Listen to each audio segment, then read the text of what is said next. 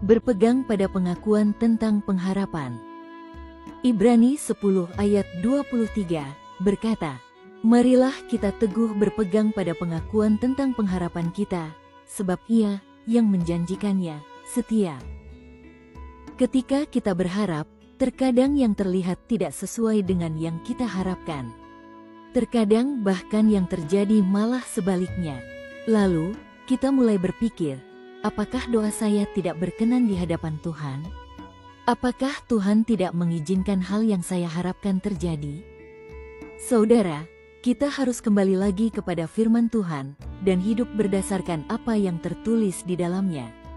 Ibrani 10 ayat 23 berkata, "Marilah kita teguh berpegang pada pengakuan tentang pengharapan kita, sebab Ia yang menjanjikannya setia." Saya mau tekankan, berpegang pada pengakuan tentang pengharapan kita.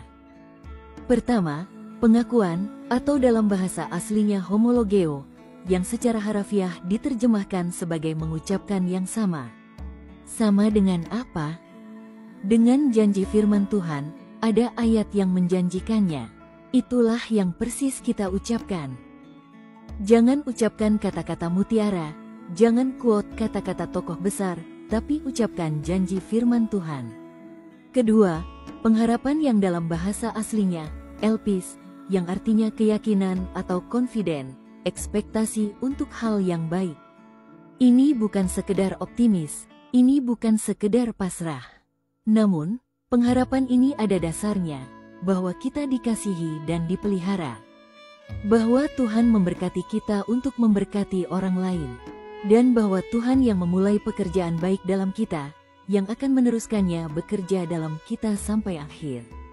Pengharapan yang seperti inilah yang dimaksudkan dalam Ibrani 10 ayat 23. Saudaraku, pagi ini kita mau bersama mengingat apa janji Tuhan mengenai keluarga kita, keuangan kita, karir, pelayanan dan kesehatan kita. Sebutkan janjinya dan hafalkan ayat firman Tuhannya, supaya kita dapat mengucapkan dan mengakuinya sepanjang hari. Saat kita mengakui atau mengucapkan pengharapan kita tidak akan larut dalam kekhawatiran. Kita tidak akan melangkah karena ketakutan, dan mengambil tindakan berdasarkan ketakutan itu.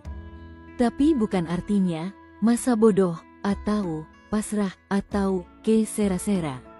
Melainkan kamu bisa beristirahat karena Tuhan yang menjanjikannya setia. 3 hal yang dapat dilakukan. 1.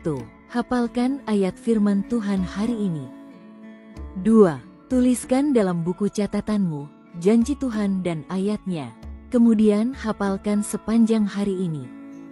3. Tinggalkan orang yang menjauhkanmu dari Tuhan, dan mulai bergaul dengan orang-orang yang mendekatkanmu pada Tuhan. Tuhan Yesus memberkati.